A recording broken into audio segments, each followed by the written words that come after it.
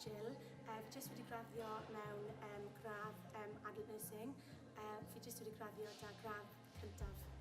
So, dechreuais i gweithio fel healthcare support worker yn y gymuned, a wedyn o'n i wedi trial am job yn yr ysbyty fel gofalfraig, a wedyn oedd pobl yn gweithio fi beth mae eisiau fi mynd i trial wneud y gradd, a ni fel na, sa'n meddwl bod e rhywbeth i fi wneud. Ond oedd pobl yn gweud, ie, cer i wneud e. So nes i applio wedyn i dechrau wneud pre-access course fi. So bennes i hwnna, a wedyn ges i lle yn St David Park wedyn yn Gyfyrddin, ble fi wedi dod i wneud gradd fi wedyn mewn nyrsio. So, dechreuais i y gradd a nes i wneud e gyd yn Saesneg, treithawd gyntaf yn Saesneg, a wedyn o'n i'n teimlo fel bod fi wedi gwneud bod rhywbeth yn iawn, a wedyn oedd tiwtor personol fi wedi gweud wedyn bod falle mae eisiau ti'n mynd i trial cael gweld os ti bach dyslexic. So, oedd hi wedi refero fi mlaen i cael gweld whether o'n i'n gallu cael test wedi wneud, so ffindies i mas wedyn bod fi'n dyslexic.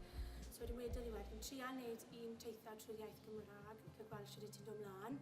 So nes i'r treithawd gyntaf trwy'r iaith Gymraeg, a dis i mas y gradd lot well na beth o'n i'n trwy'r iaith Saesneg.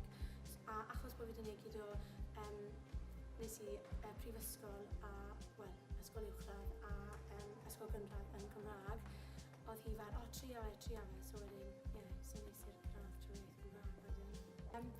Fi wedi gwneud cwbl o placements trwy'r gradd i gyd, so wedyn dechreuais i, yr un hoff esi oedd pan nes i'r carchar Abertawe, jyst esi fyna i gael gweld beth oedd e fel, o'n i moyn jyst cael yr experience o gael gweld beth o'n i wedi dysgu o fyna.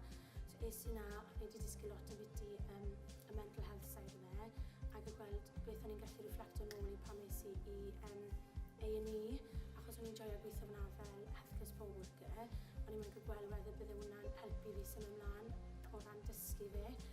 A oedd e wedi, gweles i y sioc, o'n i ddim yn rili gwybod beth o'n i'n mynd i dysgu, beth o'n i'n mynd i gweld o'na, dysgus i lot o beth i hwnna, a wedyn nes i mas o paramedics, joes i hwnna, ond fi wedi joio gyd o placements, fi nhw'n gyd yn ffab, fi wedi dysgu lot o'n nhw gyd.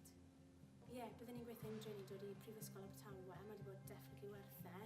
Mae wedi bod yn galed, fi wedi cael cwpl o diwrnodau ddim yn gwyd iawn, ond byddwn ni'n definitely gwneud unrhyw'n trial e. Fi'n mor hapus bod fi wedi gwneud e, especially o'n i ddim yn licio ysgol neu ddim fla, ond fi'n really hapus bod fi wedi cymeryd rhan o bod fi wedi dod mas, especially dod mas o'r gradd fi wedi dod mas a byddwn ni byth